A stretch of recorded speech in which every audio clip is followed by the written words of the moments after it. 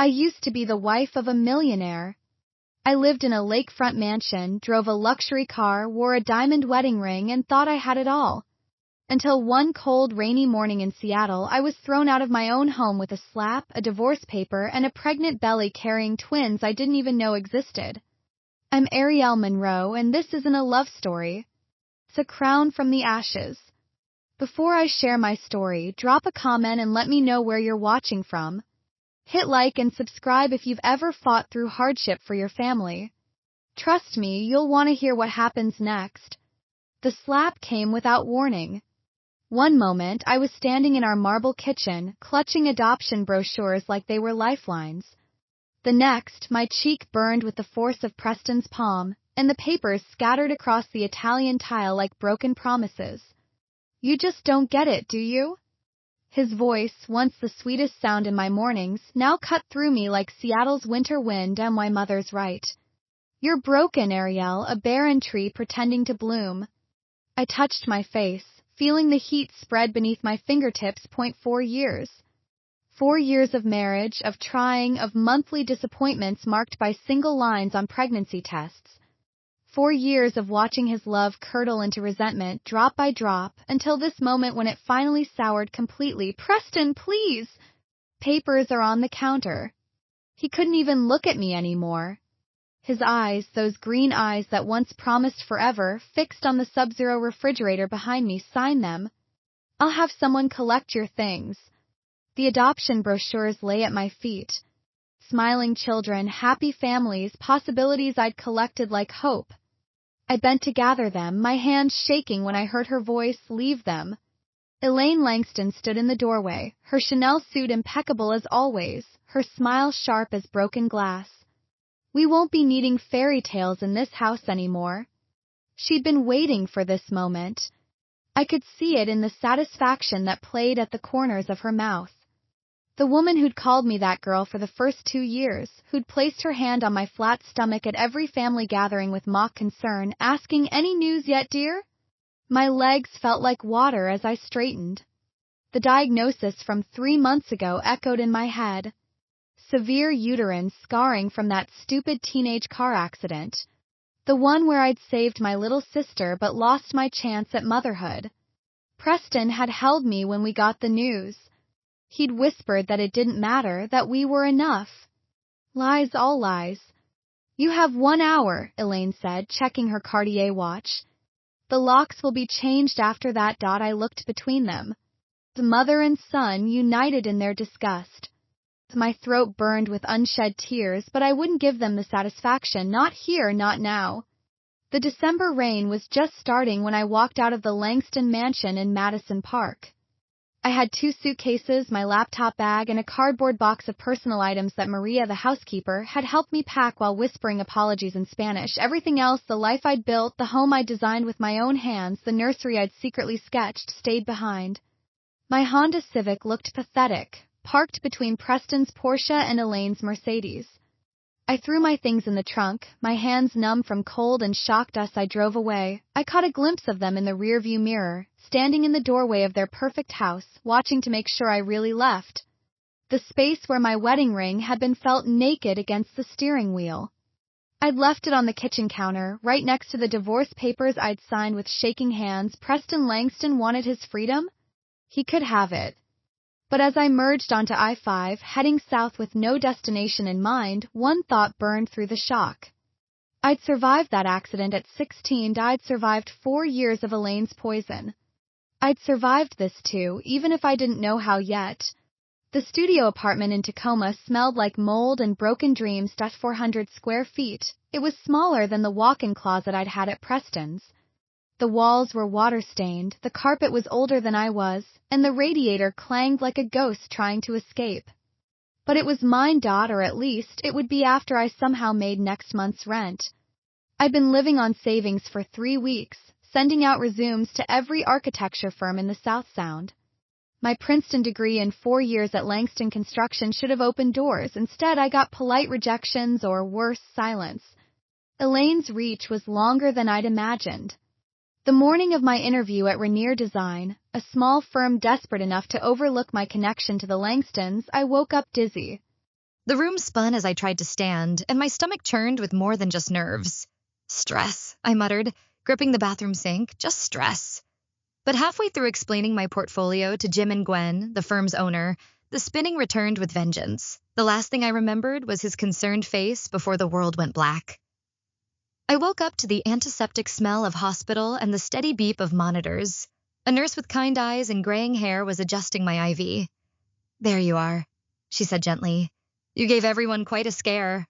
"What happened?" "You fainted. Mr. and Gwen called 911. She checked her chart. When was your last period, honey?" The question hit me like cold water.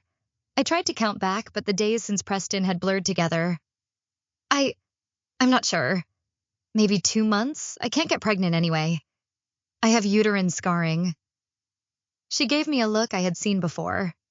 Part sympathy, part professional skepticism. "We'll run some tests." An hour later, Dr. Patel walked in with an expression I couldn't read.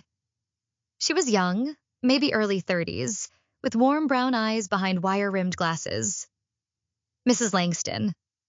"Monroe?" I corrected quickly. "Ariel Monroe, Ms. Monroe."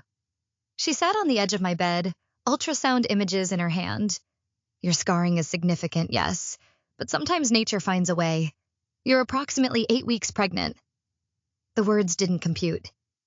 "That's impossible. With twins?" The room tilted again, but this time I was already lying down. Twins? 2 heartbeats on the ultrasound she showed me. 2 tiny blurs that shouldn't exist. "I don't understand." My voice sounded far away. The specialist said, "Medicine isn't always absolute." Dr. Patel squeezed my hand. "This is high risk. The scarring means we'll need to monitor you closely." "Do you have support?" The father? The father. Preston. Who'd slapped me for suggesting adoption. Who'd signed divorce papers rather than raise another woman's child. Who'd chosen his mother's approval over our vows. "No," I whispered. "There's no one." But I had to try. For these 2 impossible heartbeats, I had to try. The next morning, I stood outside the gleaming towers of Langston Construction, my stomach still rolling with morning sickness. The security guard I'd shared coffee with for 4 years looked right through me. "I need to see Preston Langston." "Name?" "Ariel. I'm his ex-wife." The word tasted like ash. The guard made a call, nodding several times before hanging up. "Mr. Langston's assistant says he's in meetings all day. You can leave a message with reception." I knew Jennifer, Preston's new assistant. We'd hired her together 6 months ago. Now she stood behind the glass doors, arms crossed, shaking her head. "Please," I said, hating how desperate I sounded. "It's important." Another call. This time the guard's expression hardened. "Ma'am, I'm going to have to ask you to leave. If you don't, I'll need to call the police." The words I needed to say, "I'm carrying his children," died in my throat. Through the glass, I could see the lobby I'd helped design, the brass letters spelling out the Langston legacy. None of it mine anymore. The contraction started at 28 weeks. I was mopping floors at the Tacoma Public Library, the only job that would hire a visibly pregnant woman with a mysterious employment gap. The pain dropped me to my knees between contemporary fiction and self-help, my mop clattering against Joyce Meyer's latest book on overcoming adversity. "No, no, no," I whispered, hands cradling my swollen belly. "Not yet. Please. Not yet." The ambulance ride blurred into emergency rooms and urgent voices. Dr. Patel appeared like an angel in scrubs, her face tight with concern. "We need to stop these contractions," she said, already directing nurses. "Get her on magnesium sulfate. Call the NICU." 20 hours later, my sons arrived screaming into the world, 3 pounds each of fierce determination. The nurses whisked them away before I could touch them, their cries thin as birdsongs. "Are they?" "They're fighters," Dr. Patel assured me, exhausted but smiling, just like their mother. I named them alone in that recovery room, Ethan James and Lucas Alexander. Strong names for tiny warriors who'd inherited my stubbornness, if nothing else. The NICU became my world. 63 days of watching machines breathe for them, of singing lullabies through incubator walls, of pumping breast milk every 3 hours because it was the only thing I could give them. My supervisor at the library had filled my position the day I went into labor. No job meant no insurance. The bills piled up like snow, $3,000 a day, multiplied by 2 babies, multiplied by 2 months. Numbers that stopped meaning anything. There are programs, the hospital social worker said gently, sliding pamphlets across the table. UAC for formula, Medicaid for their ongoing care, food banks for you. I'd designed million-dollar homes. Now I was learning the bus routes to social services offices, filling out forms that asked for my income, none, and assets, gone. The day I brought them home to that moldy studio, I found a box waiting outside my door.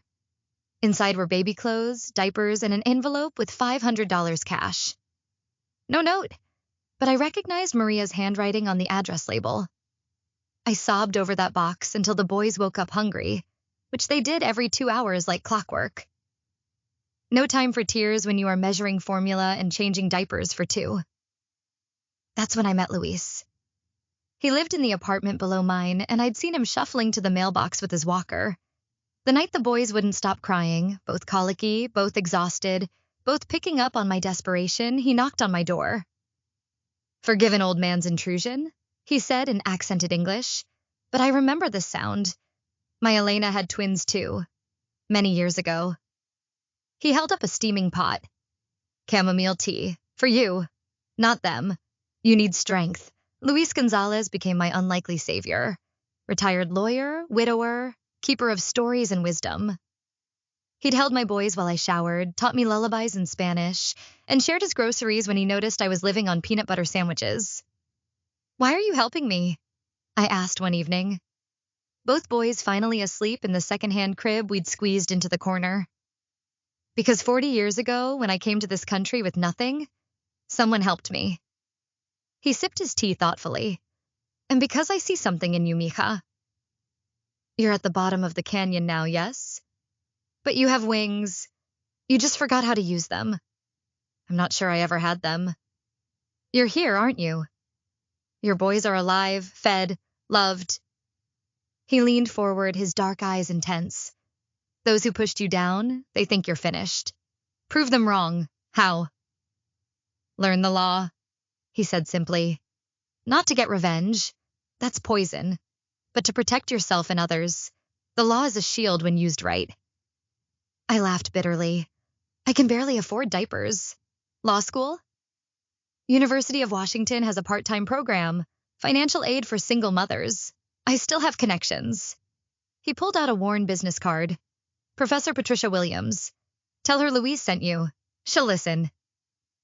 That night after Louise left, I stood over my son's crib, watching them breathe. Ethan had Preston's nose. Lucas had his long fingers. Neither would ever know their father if I could help it. But maybe that was a blessing. They'd never know rejection, never feel unwanted. "We're going to make it," I whispered. Somehow. Law school at night felt like climbing Everest in heels while juggling flaming torches. My days started at 4 a.m. with the twins' first feeding. Dropped them at the subsidized daycare by 6:30. Bus to my paralegal job at Northwest Women's Justice Project by 7:30. Work until 4 o'clock. Race back to get the boys before the daycare's 5:30, just closing time. Late fees were $1 per minute per child. I learned that the hard way. Home for dinner, baths, bedtime stories. Then catch the 7:45 bus to UW for classes until 10:30. Sleep was a memory. Coffee was lifeblood. My textbooks had spit-up stains and teething marks. "Monroe, your brief was exceptional," Professor Williams said after criminal law, holding up my paper, "especially your analysis on domestic violence as a mitigating factor." I thought of Preston's slap, of how it had shattered more than just my marriage. Personal interest in the topic. She studied me over her glasses. "Louise was right about you. You have the instinct, now you need the tools." Those tools came slowly, painfully. Contracts and torts while the boys had stomach flu. Constitutional law during their terrible twos. Evidence while potty training. Every semester, I thought about quitting. Every semester, I looked at their faces and kept going. The Northwest Women's Justice Project became more than just a job. As a paralegal, I helped women fill out restraining orders, navigate custody battles, escape marriages that had become prisons. I saw myself in every bruised face, every woman who apologized for taking up our time. "You're good at this," said Diane Chen, the managing attorney, after I'd talked a client through a panic attack. "You don't just know the law, you know the fear." By day, I was learning to be a shield. By night, I was forging myself into a sword. The boys grew like weeds. Ethan, bold and fearless, always climbing something he shouldn't. Lucas, thoughtful and gentle, drawing pictures of our little family of 3. They never asked about their father, and I never offered. But sometimes I'd catch a gesture, an expression, and Preston would ghost through my living room. The day I passed the bar exam, Luis was waiting outside with sparkling cider, and the boys who'd made a banner in daycare, "Mommy is a lawyer" in crooked crayon letters. Lawyer has a Y.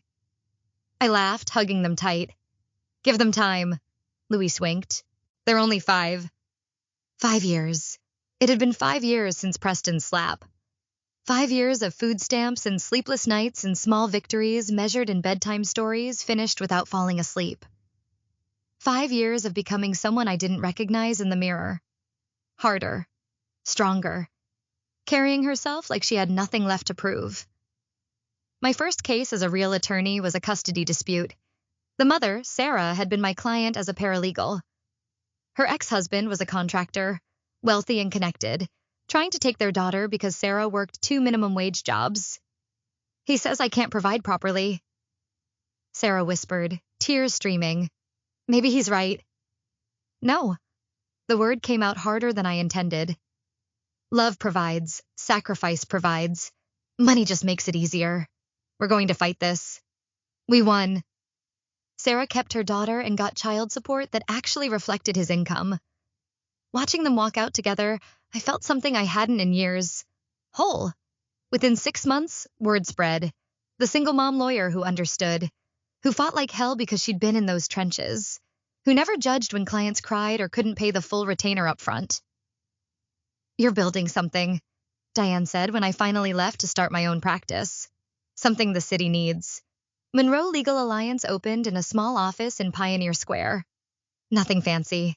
Secondhand furniture, law books from estate sales, a coffee maker that only worked if you hit it twice. But it was mine. The twins did homework at the conference table while I met with clients. They learned to answer phones professionally by age 7, to file alphabetically by 8. Our little law firm family. "Mom," Lucas asked one evening, organizing case files with the seriousness of a tiny paralegal, "why do all these moms cry in your office?" I thought about how to explain systemic inequality to an 8-year-old. Sometimes the world isn't fair to mommies. My job is to make it a little more fair. Like when Jimmy's dad took his Xbox because his mom bought it? Exactly like that. Ethan looked up from his math homework. "Is that why we don't have a dad?" Was he not fair? The question I'd dreaded for 8 years. I set down my pen, choosing my words carefully. Sometimes people aren't ready to be parents. That doesn't mean anything about you two. You're perfect exactly as you are. They seemed satisfied, returning to their tasks. But that night, I stood on my apartment balcony we'd upgraded to a 2-bedroom in a better neighborhood, looking at the Seattle skyline and wondered if I'd ever stop protecting them from the truth. The universe has a cruel sense of humor. I was representing Melissa Harrison in her divorce from Tom Harrison, Preston's cousin. The Harrison family. Old Seattle money, new Seattle arrogance. I should have seen the connection. But Melissa came to me desperate and broken, and I couldn't turn away another woman being discarded by that family. The mediation was scheduled at the Columbia Center, neutral ground. I arrived early with Melissa, reviewing our asset division proposals when the conference room door opened and my past walked in. Preston entered first and time stuttered. 5 years had aged him, silver threading through his temple, lines around his eyes that hadn't been there before. He was representing his cousin because of course he was. The Harrisons protected their own. Then I saw her. Elaine, dressed in winter white, lips pursed like she'd bitten into something sour. And beside her, a younger woman, perfectly polished, enormous diamond glinting on her left hand. The fiancé. Preston's eyes found mine and widened. His gaze traveled to the photos on my briefcase, the boys' school pictures I always carried. His face went white and... Ariel. My name came out strangled. Mr. Langston. I kept my voice professionally cold. Shall we begin? But he wasn't listening. He was staring at those photos, at two boys with his eyes and his smile and his stubborn chin. The math was easy, even for someone who'd tried not to think about it for 5 years. Jesus Christ, he breathed. Preston? The fiancé touched his arm, confused. Do you know her? Elaine had gone rigid in her chair. She saw it too. Saw her legacy walking around in miniature, denied and discarded. Perhaps we should take a brief recess, I suggested, my voice steady despite my hammering heart. No. Melissa grabbed my hand. Please, I need this done today. So we sat across from each other, Preston and I, negotiating someone else's broken marriage while our own ghosts filled the room. His hands shook as he reviewed documents. He kept stealing glances at the photos, at me, at the life he'd thrown away. The fiancée, Rebecca, I learned, tried to make small talk during breaks. Your boys are adorable. They look just like... She stopped, pieces clicking together. Oh my God, Preston? He couldn't answer. Elaine could. We should focus on the matter at hand, she said, ice in every syllable. But Rebecca wasn't stupid. Those are your children. Not a question.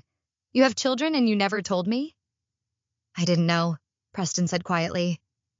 Didn't want to know, I corrected. Your security turned me away when I tried to tell you. Your assistant delivered the message quite clearly. You wanted nothing to do with your past. The words hung in the air like knives. Melissa squeezed my hand, understanding dawning on her face.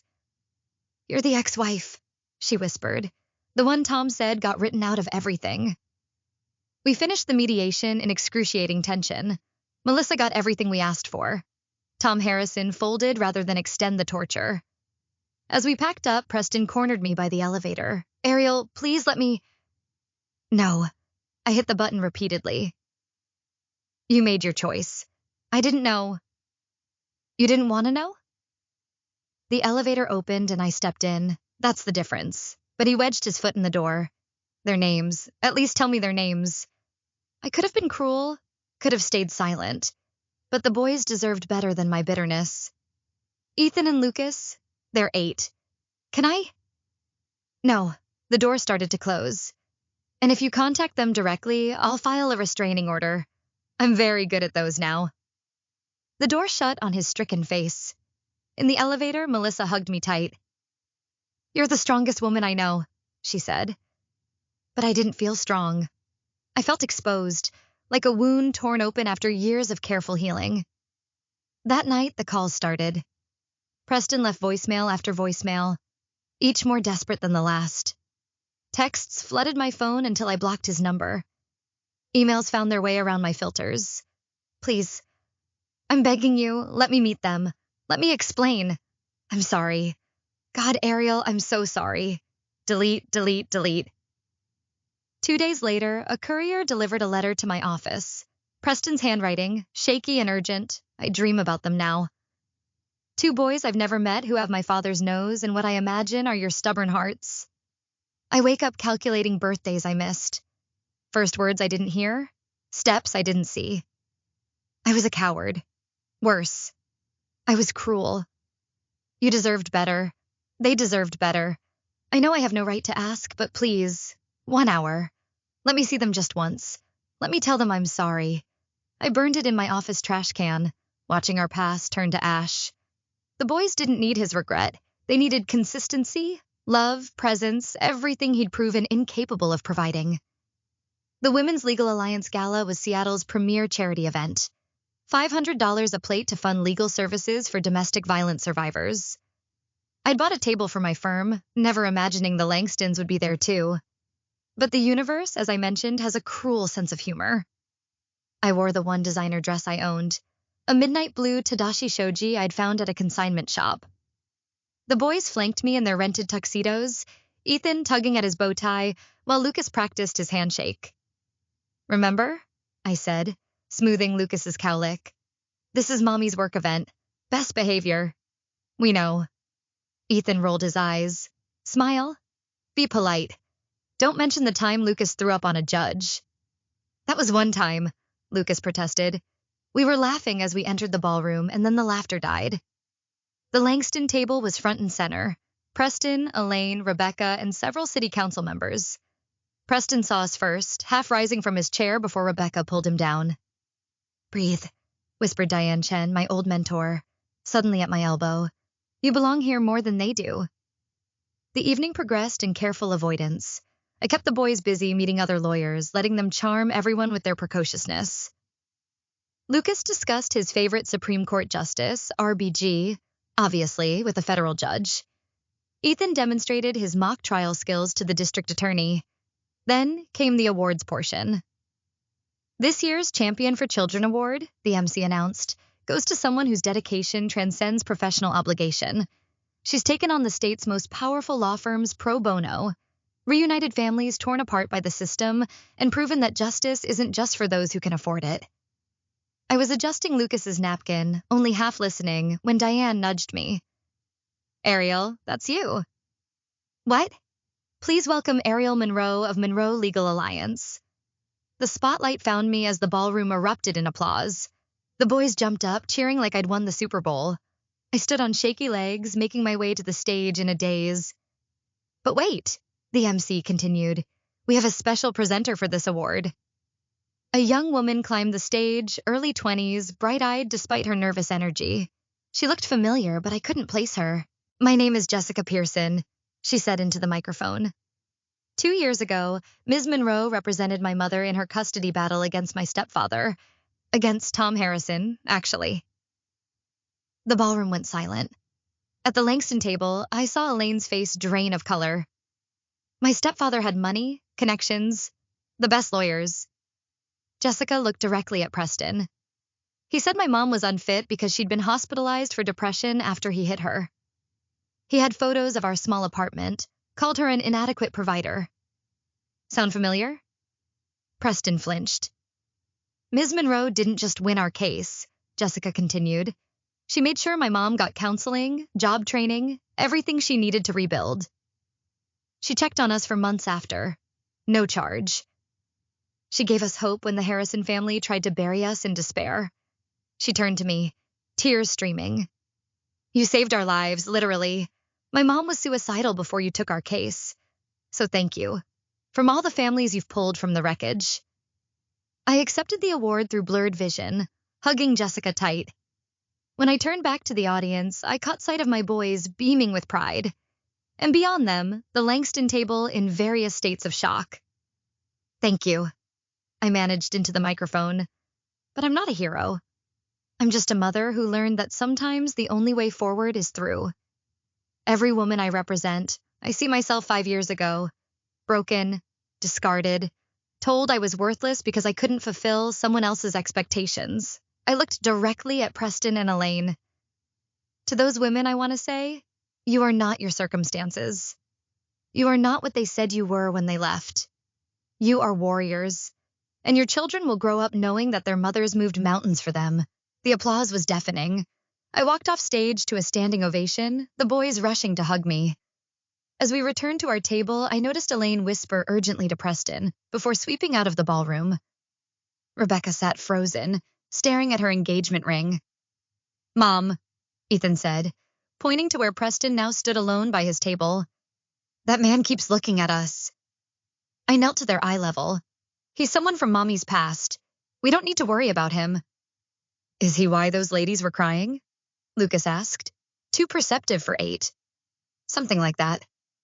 We stayed through dessert, the boys charming everyone at our table.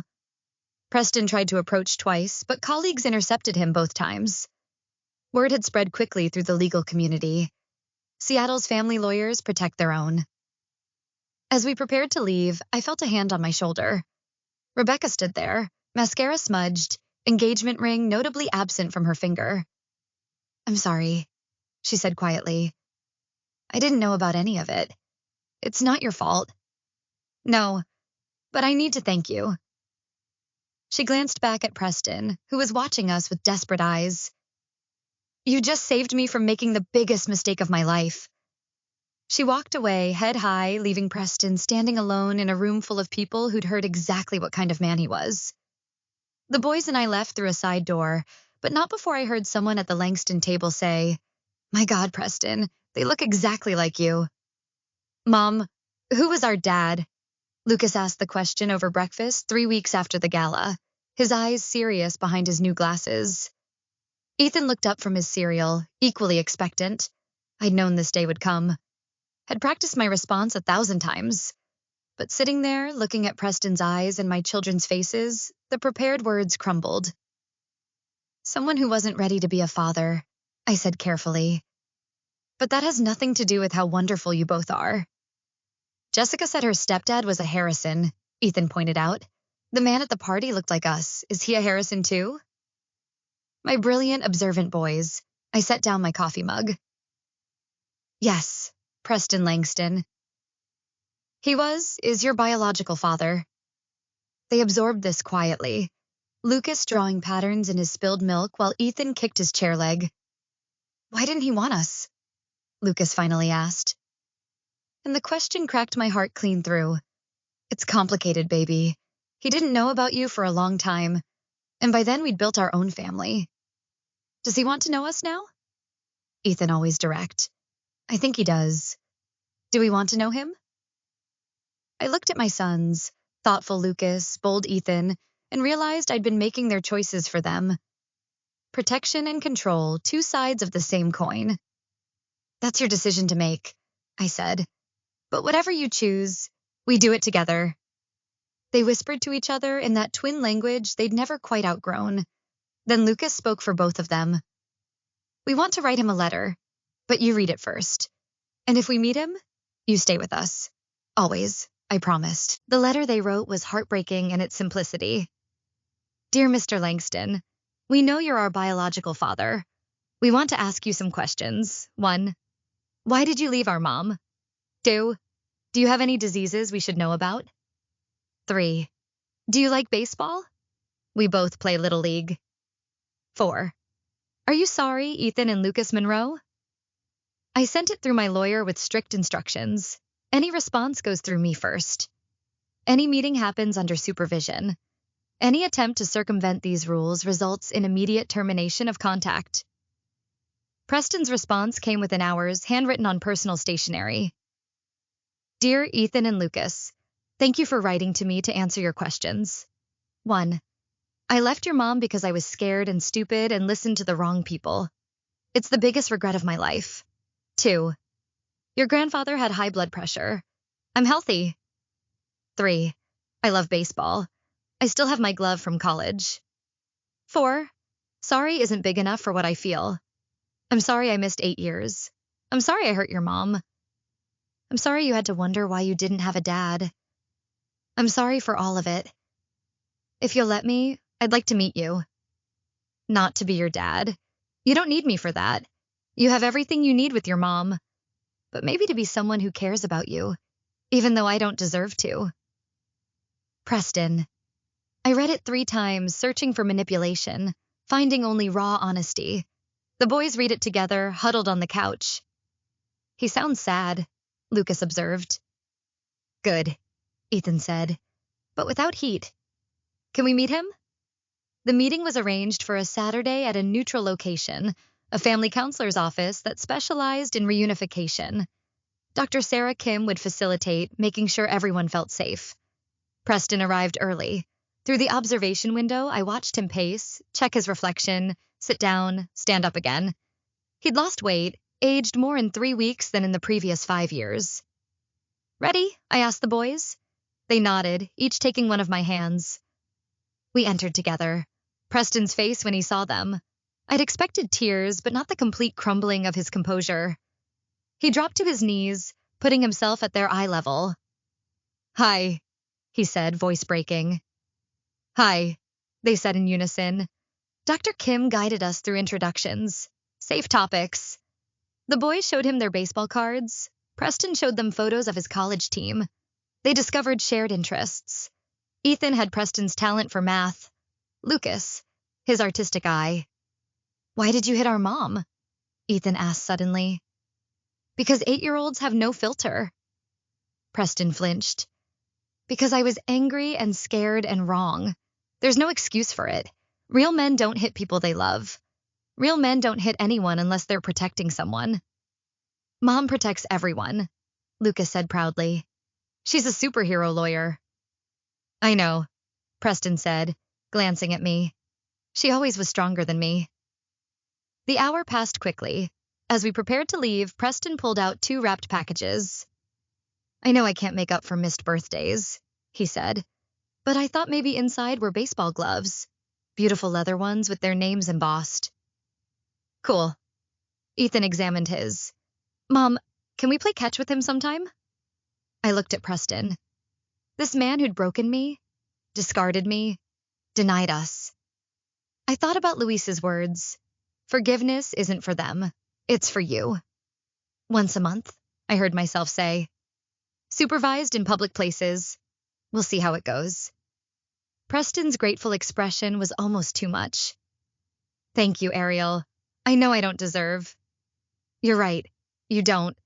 This isn't for you. It's for them. Walking to the car, Lucas slipped his hand in mine. Mom, I think he really is sorry. I think so too, baby. But we don't need him, right? We have you. You have me forever. That night, I called Luis to tell him about the meeting.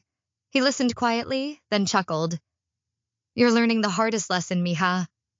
Sometimes the best revenge is no revenge at all. Just living well and letting them see what they lost.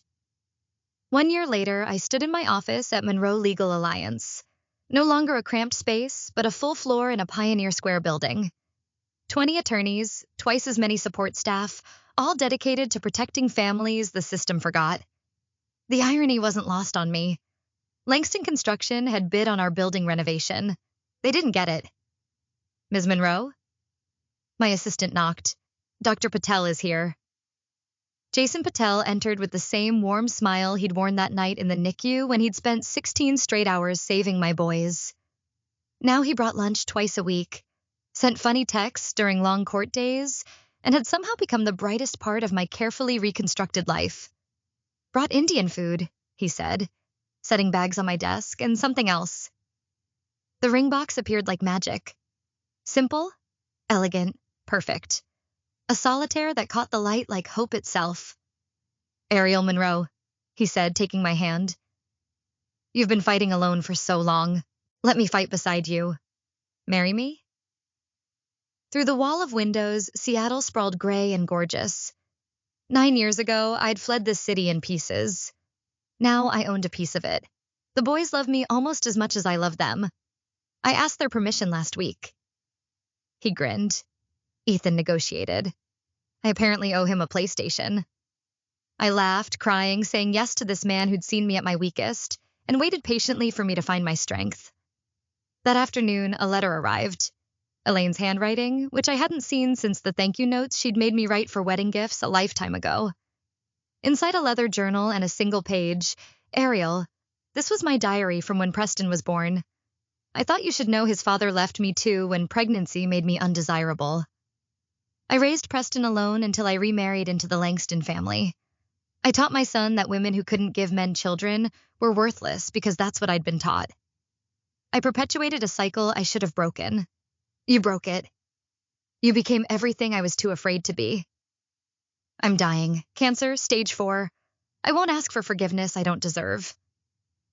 But I wanted you to know, when I see your boys at their baseball games, I see the life we all could have had if I'd been brave like you. Elaine. I sat with that journal for hours, reading a young woman's fear and pain that had calcified into cruelty. By the time the boys came home from school, I'd made my decision. We're going to see your grandmother, I told them.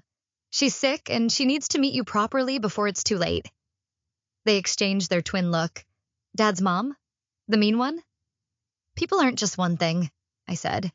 Sometimes they're mean because they're hurt.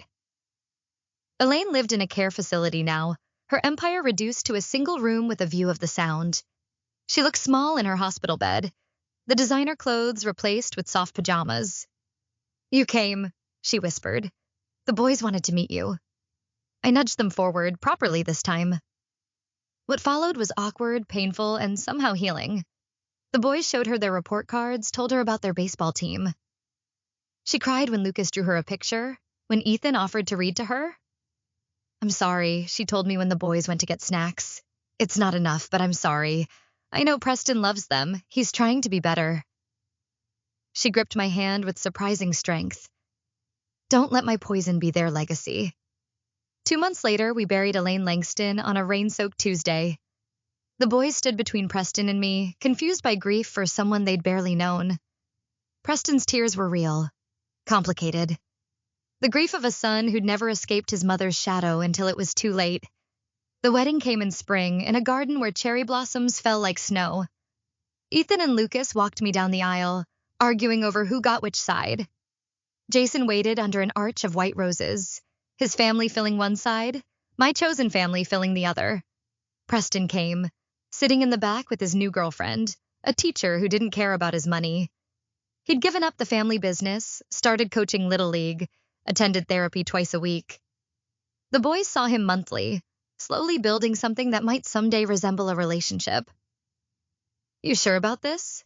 Luis asked as we reached the altar, my boys flanking me like tiny bodyguards. I looked at Jason, at my sons, at the life I'd built from ashes and determination and the stubborn refusal to let anyone else write my ending. Never been more sure of anything. As Jason slipped the ring on my finger, Lucas tugged my dress. Mom, you look like a princess. Better, Ethan corrected. She looks like a queen. And standing there, surrounded by love I'd earned instead of begged for, I finally believed it. The crown wasn't something someone else could give or take away. It was forged in survival, polished by perseverance, and worn only by those who'd learned to rise.